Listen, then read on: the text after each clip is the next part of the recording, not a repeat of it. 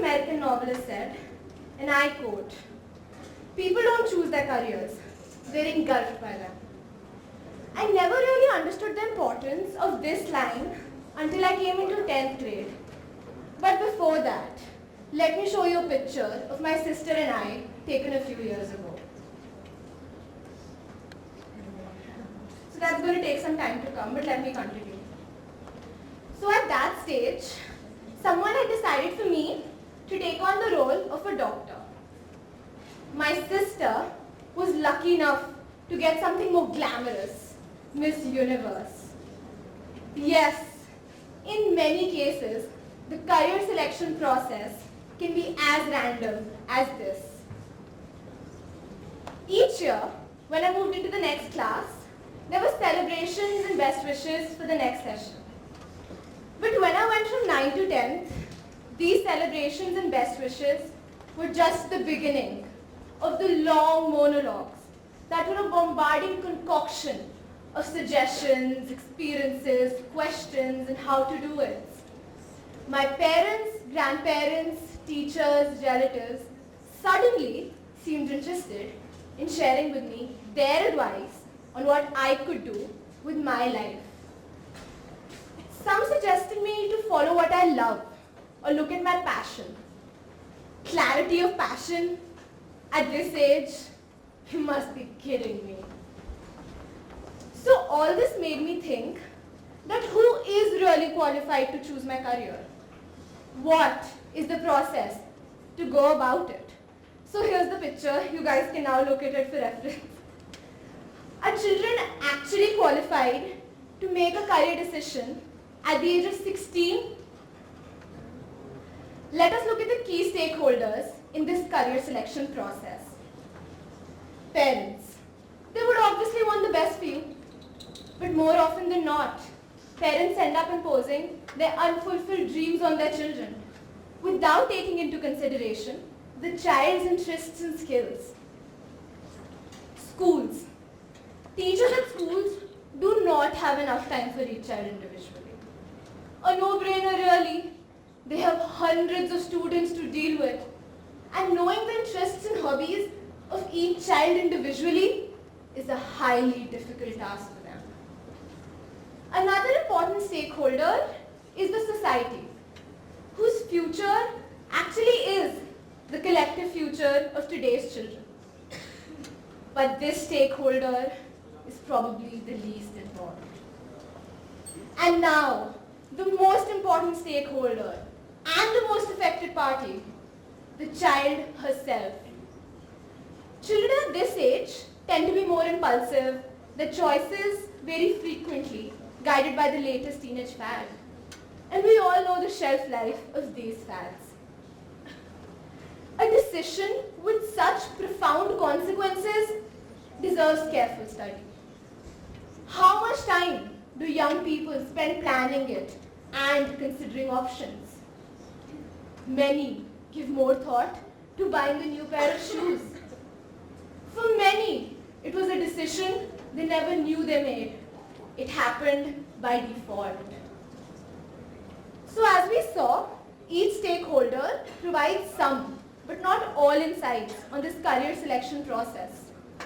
Some more inputs that most or all of them tend to miss out on are as follows. The process requires multi-stakeholder input because as we saw, no one stakeholder is individually qualified to influence this decision. The process needs to be dynamic rather than based on evaluation at any one given point of time. For talent and passion cannot be precisely measured at any one instance. People and social skills. These are generally not taken into consideration, but as we all know, are extremely important in today's day and age. For EQ is equally, if not more important than IQ. Creativity. A successful coder or business disruptor would need as much creativity as a painter or writer. But of course, the type of creativity will differ. Persistence. Paul Kimmelman, a CTO from Texas, writes in his blog that if we look at those who advanced our thinking, our abilities, our technology, or our economy, many did poorly in school. But they persisted. One such notable example is the founder of Alibaba, Jack Ma. According to him, he applied to 30 jobs when he was looking for work and got rejected from all of them. He also wrote to Harvard and got rejected for a total of 10 times. So now the question arises, what is the possible solution? How can we make career selection more accurate, more in line with what would help bring meaning and happiness in life? Can we look at the latest in technology for help? So big data, artificial intelligence, and machine learning have already started transforming lives in various ways. So why not in education? Why not in helping us find what we can do best? So as we all know, big data is a science that computationally analyzes extremely large data sets to provide trends, patterns, associations, especially relating to human behavior.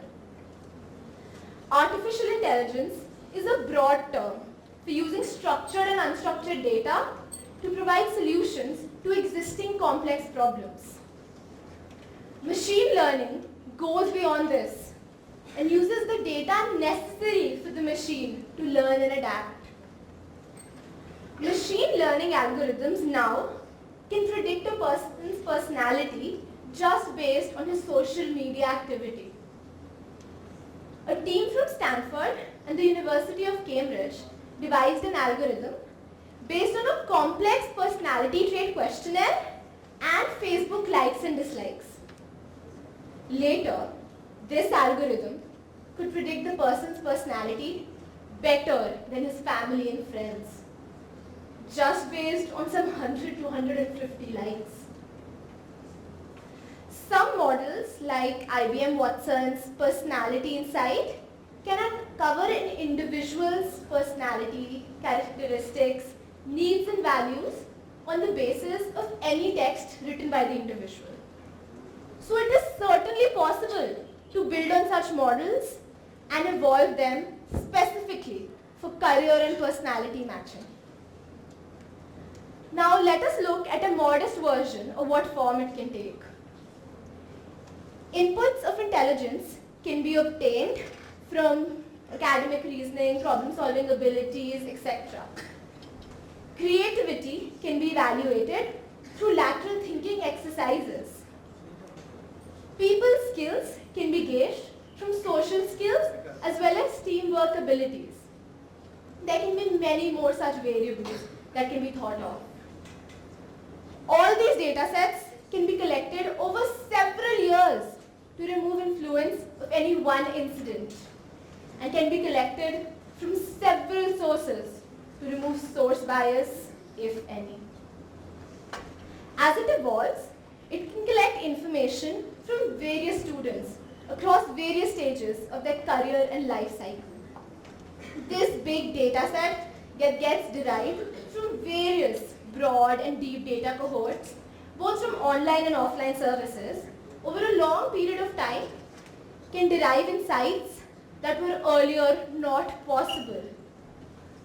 And further, with machine learning and artificial intelligence, this program can be taken to the next level. This complete model can then predict the most probable career choice that is best suited for each child individually. And with machine learning capability, it will be capable of learning from earlier computations and refining its results based on recent and new ideas. All this was not possible a few years ago. But so were self-driving cars and self-learning diagnostic systems. So if we have all the help possible, then why should career selection or optimization of human utility remain a random process? But here's the key. all this technology help and support can only help you decide and not decide on your behalf. Because in the end, career selection is a journey.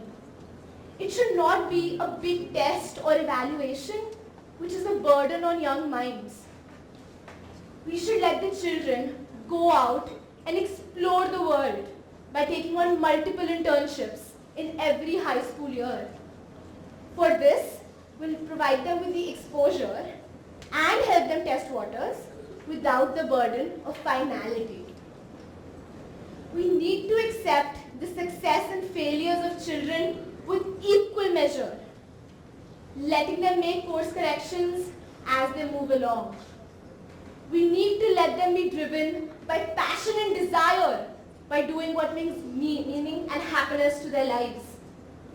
Because then, and only then, will they be able to make a meaningful impact for themselves, the society, and the world at large.